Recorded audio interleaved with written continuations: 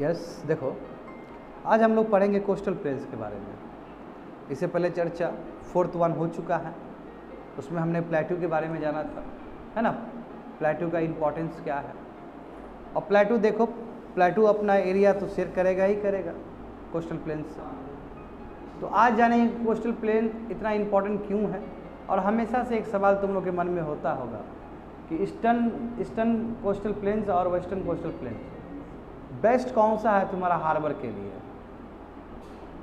सी port के लिए, क्या रीज़न है उसका, सब तुमको मिल जाएगा आंसर इसमें। तो प्लेन्स बहुत अच्छे से लॉजिक मिल जाएगा, इसका जियोमॉर्फोलॉजिकल लॉजिक भी मिल जाएगा तुमको कि लैंड फॉर्म्स ही ऐसा है। तुमको ये भी मिल जाएगा किस तरह ईश्वरी बनता है, कहाँ पे, एवरीथिंग विल गेट। तो देखो यहाँ पहला जो मैप है उसको देख लो कि जो 5th नंबर है, जो तुमको आउटलाइन दिख रहा हो, गुजरात से लेके नीचे क्रॉस करते हुए ये तुम्हारा बे ऑफ बंगाल देख रहे हो, दिख गया तुम लोग को, जूम करके देख लो उसको, हल्का सा तुम्हारा डार्क है एज कम्पेयर टू येलोइस। तो दिख गया तुम लोग को, ज़्यादा हम नहीं बोलेंगे, इतना नहीं दिखा नहीं दिखा, अच्छी बात है, चलो आगे बढ़ो, 50 बार देखेगा ही तुम लोग। कोस्टल प्लेन देखो, कोस्टल प्लेन किस तरह डिवाइड किया गया है। तो बोला है सबसे पहली बात है कि on the basis of location, कहाँ ये लाई करता है। अभी बताएंगे क्या कंट्रोवर्सी है गुजरात को लेके। कई जानकार का ये मानना है कि गुजरात को हम कोस्टल प्लेन ना लें क्योंकि ये एक्सटेंशन है प्लेटू का ही। मैं उस पर भी दलील समझेंगे थोड़ी देर में कि on the basis of location and active geomorphological process the plains यानी coastal plains can be divided into 2 parts. यानी कि जो जियोमॉर्फोलॉजिकल जो प्रोसेस है, कैसे बना ये, किस प्लेट से कैसे बना है, वो सभी चीज़ को संज्ञान में लेते हुए हम कोस्टल प्लेन को 2 भाग में डिवाइड करना चाहेंगे यहाँ पे। First one is your western coastal plains and second one is your eastern coastal plane. समझ ही जाओ, ईस्टर्न मतलब हमारे ईस्ट साइड यानी कि बे ऑफ बंगाल के साइड, और वेस्टर्न मतलब हुआ अरेबियन सी की तरफ। देख लो यहाँ पे कि जो वेस्टर्न कोस्टल प्लेन है यानी कि जो इस तरफ है अरेबियन सी की तरफ, और mostly an example of submerged coastal plain, very very important, submerged coastal plain है। यानी कि ये जो प्लेन है वो नीचे है पानी से, पानी इस तरह है, सबमर्ज्ड है। यही कारण है कि इसमें बेस्ट तुम्हारा हार्बर पोर्ट डेवलपमेंट हो सकता है, पोर्ट डेवलपमेंट, क्योंकि जब सबमर्ज है तो बीच में गैप नहीं है लैंड का, आराम से वहाँ पे बंदरगाह बन सकता है, ठीक है ना। तो डायरेक्ट लैंड तुम्हारा क्या है, सबमर्ज है। समझ में आ रहा क्या बोल रहे हैं, लैंड डूबा हुआ, लैंड डूबा हुआ तो पानी और लैंड का कांटेक्ट कितना तेज़ी से हो गया, और यदि ये डिस्टेंस बढ़ जाएगा तो फिर उतना अच्छा बंदरगाह नहीं बन सकता है। क्यों नहीं बन सकता है, तो टेक्निकल रीजन थोड़ी देर में समझोगे। समझ में आ गया तुमको। वेस्टर्न कोस्टल प्लेन क्या है, तुम्हारा मोस्टली एग्जाम्पल है सबमर्ज कोस्टल प्लेन का। बिल्कुल, मैंने कई बार कहा ये चीज़ कि बिलीव किया जाता है कि जो सिटी ऑफ द्वारका जो है, ठीक है, जो कि एक समय इंडियन मेनलैंड का हिस्सा था, वो भी तुम्हारा क्या है कि वेस्टर्न कोस्ट के ही साइड में था, और वो भी अभी नीचे डूबा हुआ है। तो मैंने कई बार बोला है तुम लोग को, वही गुजरात का हिस्सा द्वारका बिल्कुल गुजरात से रिलेटेड है। तो जो एरिया है वो पूरा सबमर्ज्ड हो गया है because of the coastal plain. अब बोला कि because of this submergence it is a narrow belt, चूँकि सबमर्ज है इसलिए बेल्ट क्या है, नैरो है, बहुत छोटा गैप है, and provides natural conditions for the development of the ports and the harbours. चूँकि सबमर्ज्ड वाला वहाँ पे है चीज़, एलिमेंट है, यही कारण है कि वहाँ पे अच्छे से बंदरगाह, पोर्ट्स अच्छे से डेवलप हो सकते हैं, जो कि आपके इकोनॉमिक एक्टिविटी के लिए बहुत इंपॉर्टेंट है। और हमने देखा कि इसके वजह से कितना तुम्हारा हिस्ट्री हुआ है, कितने रूलर्स आए हैं, यही बंदरगाह की वजह से ही आया। तो ये एक्चुअली नेचुरल सपोर्ट देता है कि यदि हमारा लैंड यदि सबमर्ज्ड हो पानी के अंदर तो गैप नहीं होगा, गैप नहीं होगा तो क्या वहाँ से आराम से बोर्ड लगा कर चल देंगे हम जहाँ हमको ट्रेड करना है। और बीच में गैप होगा तो उसको फिर जहाज को लैंड तक लाने में बड़ा ही तकलीफ होगा। मान लो कि बहुत बड़ा लैंड है और उधर वाटर है, तो कैसे लाओगे, मेन उस पर बहुत दिक्कत हो जाएगा। और यहाँ पे क्या कि पानी तुरंत लैंड से कनेक्टेड है, तो तुरंत इधर आया इधर चला गया। समझ गए बात को। इसलिए नेचुरल कंडीशन मिलता है तुम्हारा पोर्ट्स और हार्बर्स के लिए। एग्जाम्पल देख लो, यहाँ पे कांडला पोर्ट है ना, मैचगांव पोर्ट है, तुम्हारा मारागांव पोर्ट है, मैंगलोर पोर्ट है, कोची पोर्ट है ना, नाभासेरा पोर्ट है। तो यही कारण है, देखो वेस्टर्न कोस्टल प्लेन्स में देखो कितना पोर्ट है, और भी पोर्ट है, बहुत ज़्यादा पोर्ट है। देखो देखो जवाहरलाल नेहरू पोर्ट है ना, ये सभी पोर्ट इस वन ऑफ द ये एग्जाम्पल्स है नेचुरल पोर्ट्स का, जो नेचुरल पोर्ट्स है जी, यानी कि नेचुरली आपको कंडीशन ही ऐसा प्रोवाइड किया जा रहा है कि उसको अपने आप ये पोर्ट बन गया। Western coastal plains are narrow in the middle and get broader towards north and south. इसमें क्या बोला जा रहा है, इसमें समझोगे बात, तो जो तुम्हारा वेस्टर्न कोस्टल प्लेन है, थोड़ी देर में फिगर में बता दूंगा तुम लोग को, ये जो मिडल साइड है, हमने कल बताया था कि गुजरात से शुरू होगा, ये हमने उसका ही बताया था, इसका भी समझो, गुजरात शुरू होगा, नीचे तक जाएगा तुम्हारा कन्याकुमारी तक जाएगा, नीचे तक। इसमें कहा जा रहा है कि जो मिडल है, जो कोनकान वाला एरियाज है, मिडल में इसका काफ़ी नैरो है, मिडल में जो इसका बेल्ट है वो काफ़ी नैरो है कोस्टल प्लेन्स का। मगर हम थोड़ा नॉर्थ साइड जाए और तुम्हारा साउथ साइड जाए तो काफ़ी ब्रॉडर है। समझ में आ गया क्या बोल रहे हैं? काफ़ी ब्रॉड है वो, नॉर्थ और साउथ क्या है, ब्रॉडर है। मिडल में क्या है, इसका लेयर बहुत छोटा है, बेल्ट छोटा है। अभी डायग्राम देख सकते हो तुम लोग, अभी आएगा डायग्राम, रुक जाओ डायग्राम निकाल के दिखा देता हूँ मैं तुमको पूरा। अच्छा यहाँ पे नहीं, उसमें नहीं दिया गया, कोई बात नहीं, तुम लोग देख लेना। हाँ लास्ट पेज में देख सकते हो, इट्स ओके। समझ में आया तुम लोग को ये? अब देखते हैं और भी बहुत सारा चीज़। मालाबार कोस्ट देखो, एग्जाम्पल देखो, मालाबार कोस्ट मतलब वही केरला का जो है, has got certain distinguish feature in the form of, यहाँ पे कुछ अलग अनोखा चीज़ भी है, डिफरेंट, ठीक है। देखिए कयाल्स है, यानी कि बैक वाटर है, which are use for fishing. ये जो यहाँ पे स्पेशल फीचर है, जहाँ पे कयाल्स है यानी कि बैक वाटर्स है, ये जो बैक वाटर वाला जो फीचर है, इसके वजह से क्या होता है, वहाँ पे फिशिंग भी हो सकता है और इनलैंड नेविगेशन भी हो सकता है। इनलैंड नेविगेशन तुम लोगों को पता है, ठीक है। और also due to special attraction for tourist, और यही कारण है कि लोग आते हैं और टूरिज्म बहुत प्रमोट होता है वहाँ पे। क्या होता है बैक वाटर? बैक वाटर का मतलब होता है कि जो सी वाटर जो है वो अंदर है, लैंड के अंदर ही है, और लोग इंजॉय कर रहे हैं उसका। अरे गेटिंग में समझ में आ रहा है? क्योंकि बहुत सारा एरिया सबमर्ज हो गया, तो वहाँ पे एज अ टूरिस्ट स्पॉट की तरह काम कर रहा है। तो वहाँ समझो कि ये गजब का तुम्हारा डिस्टिंग्विश फ्यूचर है तुम्हारा कयाल्स का, कि बैक वाटर से, जो कि यूज़ किया जाता है फिशिंग के लिए और साथ साथ टूरिस्ट प्लेस के लिए भी। Every year the famous Nehru trophy जो होता है, यहाँ बोट रेस होता है, हमेशा होता है केरल में, ठीक है। तो ये ब्यूटी है केरल, है ना, बैक वाटर की वजह से फ़ायदा हो रहा है, टूरिस्ट फ़ायदा हो रहा है टूरिज्म को लेके। देखो as compare to the western coastal plain, अब मैं ईस्ट की तरफ जाता हूँ। तो ये तो हमने समझा कि चलो ठीक है, मिडल में हमारा थोड़ा सा नैरो बेल्ट है, नॉर्थ और साउथ में काफ़ी बड़ा है, तुम्हारा गैप बड़ा है, और उसमें क्या कि नेचुरल ये हार्बर या पोर्ट को डेवलप करता है। What about the eastern coastal plane? Eastern का क्या स्थिति है देख लो। यदि मैं ईस्टर्न, ये ब्रॉडर है, काफ़ी ब्रॉडर है, काफ़ी बड़ा है, और ये इमर्जेंट कोस्ट है, यानी कि इमर्जेंट है, ये डूबा नहीं है, ऊपर है, पानी नीचे है, इस तरह। तो ऊपर है पानी नीचे, तो कैसे जाएगा भाई, गैप कैसे बढ़ाएगा, नेचुरल हार्बर कैसे बनेगा, वो बताओ उनको, समझे। यदि तुमको पानी में उतरना है ज़मीन से, तो लेयर बराबर होना चाहिए ना। इसमें तो इमर्जेंट है, ये पूरी तरीके से तुमको लैंडफॉर्म दिख जाएगा। They are well developed deltas, यहाँ काफ़ी डेल्टास है। एक तो बड़ी बात है कि यहाँ पे हमने देखा है कल के क्लास में, जो घाट है, घाट भी प्लेट्यू का हिस्सा है। जो घाट है एक तो डिसकंटिन्यू है कि नहीं है, because of Godavari and Krishna rivers. देखो तो क्या क्या कह रहा है कि they are well developed deltas because of by the rivers flowing eastward in the Bay of Bengal. जानते हो डेल्टास बनता है, जो दो रिवर आ गया तो डेल्टा बना देगा वहाँ पे। इसमें देखो चाहे महानदी गोदावरी कृष्णा या कावेरी का बात करो, because of its emergent nature it has less number of ports and harbour. चूँकि इसका जो इमर्जेंट नेचर है लैंड का, प्लेन का, यही कारण है कि ये नेचुरल हार्बर या नेचुरल पोर्ट वहाँ पे डेवलप नहीं हो सकता है। बात समझो सिंपल। क्यों? इसका देखो बहुत अच्छा दिया है, 13 में प्रूव किया है इस चीज़ को। देखो कि जो कंटिनेंटल सेल्फ, मतलब जो कंटिनेंट का जो हिस्सा है जो ओशन के साथ लगा हुआ है, उसी को बोलते हैं कंटिनेंटल सेल्फ। बाद में देखोगे जियोमॉर्फोलॉजी में जब क्रस्ट टूरिस्ट का पढ़ रहे होगे तो ये भी पढ़ोगे कि कंटिनेंटल जो सेल्फ है यानी कि कंटिनेंट का एक्सटेंशन पार्ट, अबे एक ही बार तो एब्रप्ट खत्म तो नहीं होता है जी, क्योंकि दो प्लेट टकराया है, इसका एक हिस्सा तो रहेगा ही उसमें भी, तो है ना। तो कंटिनेंटल जो सेल्फ है यानी कि लैंड का जो एक्सटेंशन है 500 किलोमीटर इंटू द सी है, अंदर है। आप समझो, which makes it difficult for the development of good ports and harbours. नहीं होने वाला है, अनलाइक योर वेस्टर्न कोस्ट। समझ में आ गया?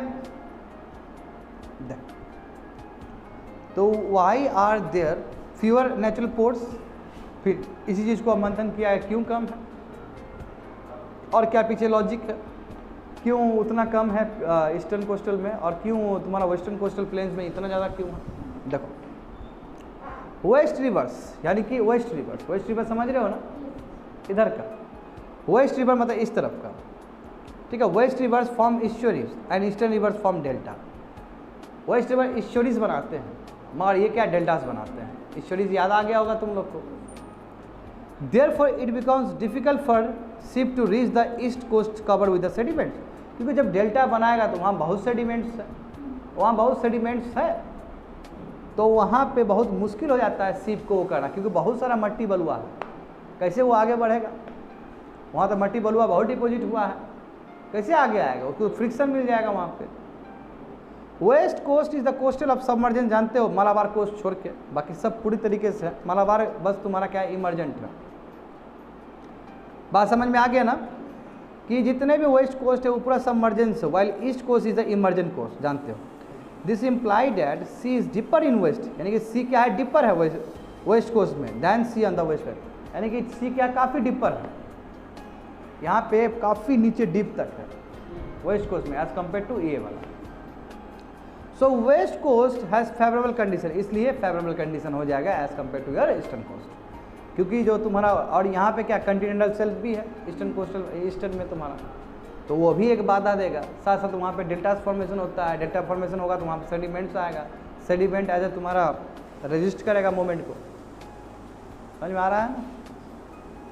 तो थोड़ा और देख लो इसमें, थोड़ा आप प्रिसाइज फॉर्म में गैप देख लो, दोनों का डिफरेंस देख लो कोस्टल प्लेन्स का, कि ईस्ट कोस्टल प्लेन और तुम्हारा वेस्ट कोस्टल प्लेन अंतर क्या है। देखो east coastal plain lies along the, जानते हो east coast of India, and ये बे ऑफ बंगाल उसको स्पर्श करता है, छूता है।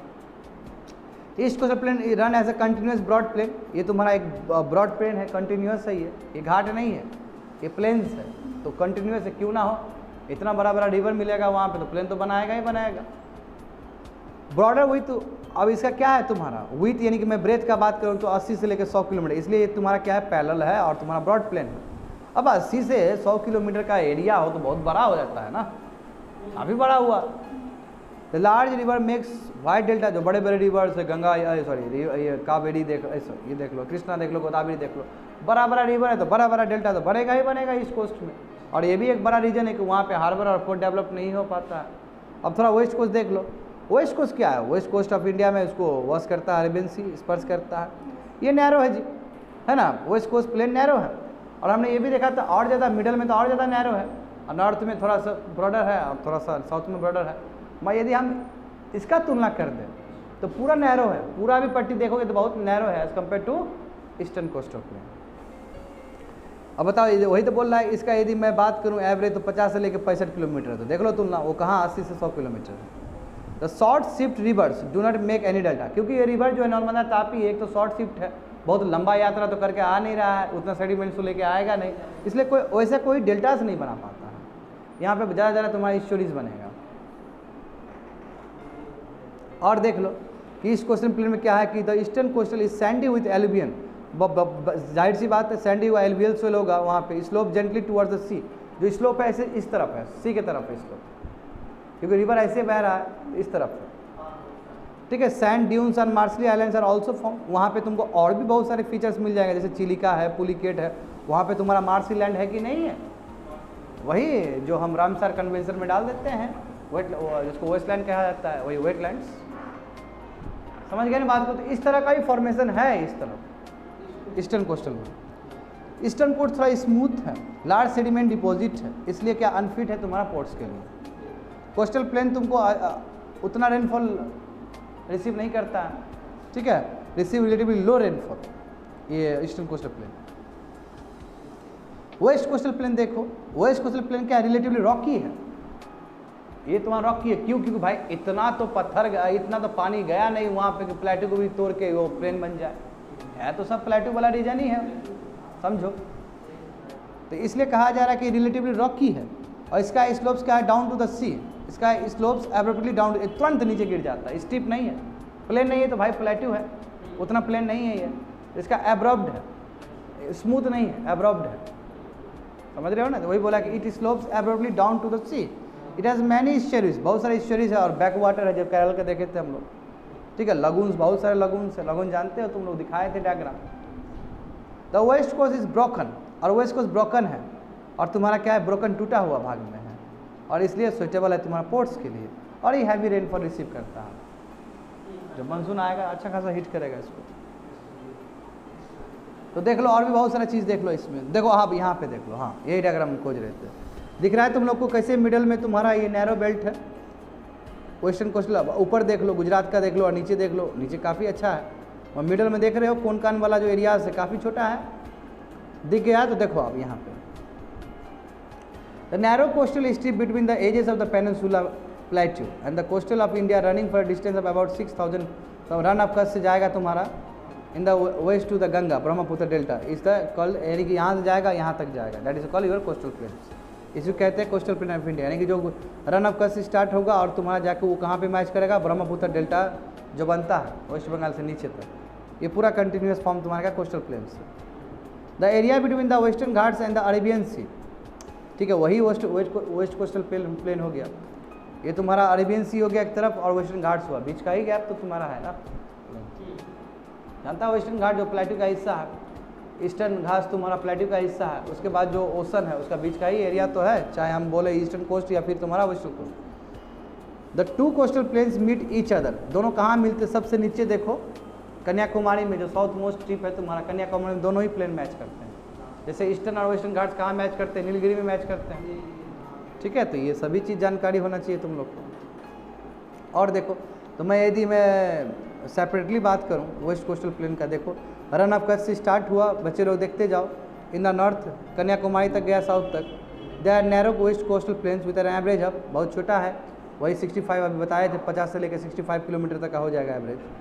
It is a quite narrow, वही मिडल में नैरो है जी, है ना, बॉर्डर तुम्हारा नॉर्दर्न और साउदर्न पार्ट्स में है, और रिलीफ और स्ट्रक्चर को देखते हुए इसको हम सब डिवाइड भी कर सकते हैं, और सब डिवाइड वही किया गया है। देखो एक पहले सबसे देखते हैं हम लोग कच्छ वाला एरिया, इसको थोड़ा डायग्राम उसमें देख लो, थोड़ा कलरफुल डायग्राम देख लो इसका, रन ऑफ कच्छ दिख रहा है तुम लोग को, ये लूनी रिवर दिख रहा है, बानस रिवर दिख रहा है तुम लोग को, बानस रिवर वही जो निकलता है तुम्हारा अरावली रेंज। तो देखो यहाँ पे the Kutch peninsula was an island surrounded by seas and lagoons, इसी पे विवाद है कि जो कच्छ वाला पेनिनसुला दिख रहा है तुमको, कच्छ दिख गया, रन ऑफ कच्छ, ये कहा जा रहा है कि ये पेनिनसुला था जी, ये एक आइलैंड, ये आइलैंड रहा है, और बाहर जो बाहर ऊपर से लूनी रिवर, बानस रिवर जो आ रहा है, वो सेडिमेंट्स ला के पानी भर दिया और वो लैंड बना दिया। तो कई लोग जानकार जो है वो कहते हैं कि जी नहीं, इसको आप कोस्टल प्लेन में मत कहिए, ये प्लेटू का हिस्सा रहा है, ये अलग बात है कि मिट्टी भर दिया गया और ये प्लेन दिखता है, मैं ये नहीं है, जियोमॉर्फोलॉजिकल प्रोसेस से ये नहीं आएगा। मैं इंडिया अपना दलील देता है, ठीक है प्लेन हो गया, एक ही साथ है, एक ही साथ लेने में ज़्यादा फायदा है, समझे। तो वही बात यहाँ पे किया गया है कि कच्छ पेनिनसुला क्या पहले एक आइलैंड रहा है जो कि सी और लगून से घिरे हुए थे, समझे, और दिस सी और लगून्स वे लेटर फील्ड, वही बोला सेडिमेंट जो इंडस वैली रिवर से लाया है, उसका ट्रिब्यूटरी से जो पानी आया है तुम्हारा रिवर, सब सेडिमेंट भर दिया वहाँ पे, क्योंकि इंडस आएगा, इंडस इधर से भी टच करेगा। देखो दस the island become a part of mainland, island बन गया क्योंकि जितना भी रिवर सिस्टम था वो सब सेडिमेंट से भर गया और वो ब्रॉड प्लेन बन गया जी। तो सम स्कॉलर कहते हैं कि नो, वेस्ट कोस्टल प्लेन में इसको कंसीडर नहीं करना चाहिए और उसको सेपरेट एंटिटी मान के चलना चाहिए, बात समझे, इसका सेपरेट आइडेंटिटी हो। तो ठीक है, समझ में आ गया तुम लोग को। तो यही रन ऑफ कच्छ जो कहा जा रहा है कि एसेंशियली क्या है, ये तुम्हारा पेनिनसुला प्लेटू का ही एक्सटेंशन है।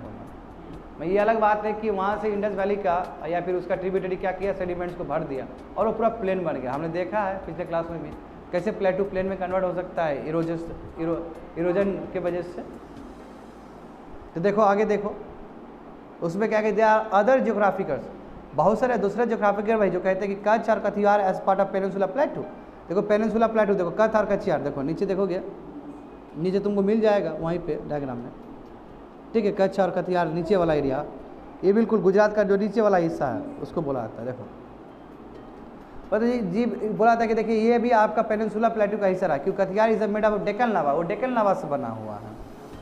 और जो कि तुम्हारा and they are tertiary rocks in the Kutch area, और कहाँ कच्छ एरिया में टर्सरी रॉक है।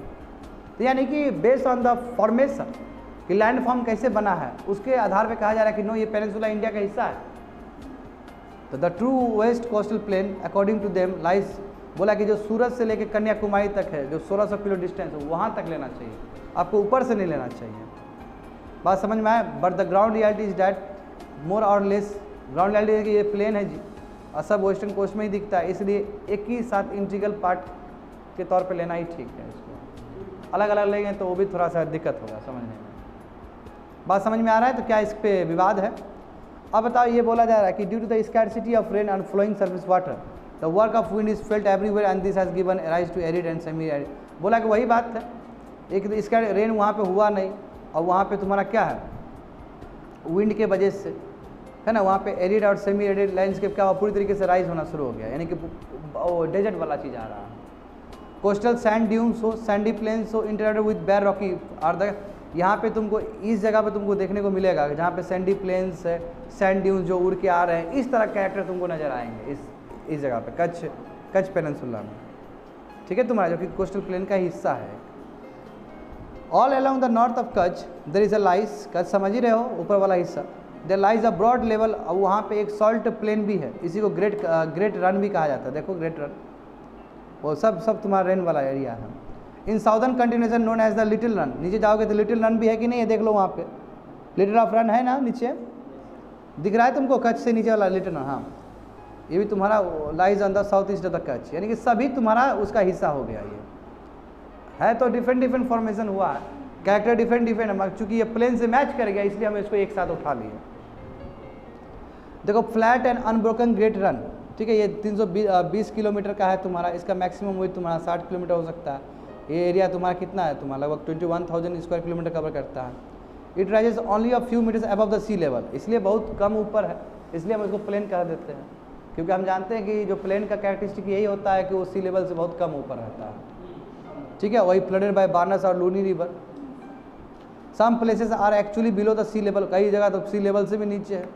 Most of the area is found of sun baked dark, बहुत सारा चीज़ तुम्हारा, ऑफ फ्यू छोड़ दो ये सब, of few patches of high grounds are covered with the grass and freak the monetary. बोला कि यहाँ पे फ्लैट प्लेन टाइप का है, हम प्रॉपर प्लेन नहीं कह सकते, वहाँ बहुत सारा ग्रास व्रास से घिरा हुआ है बस। और देखो कथियार, देखो यही बोल रहे थे, कथियार वाला नीचे दिख गया तुम लोग को अब डायग्राम, कच्छ वाला पेनिनसुला देख लिए ऊपर, ये कथियार यही नीचे वाला सौराष्ट्र रीजन नीचे वाला। ये बोले कि जो कथियार पेनिनसुला है वो तुम्हारा साउथ ऑफ कच्छ, ठीक है। It is in reach on the east and north east by the little of the, ये ठीक है। द एवरेज एलिवेशन कितना है तुम्हारा, 200 मीटर से कम है।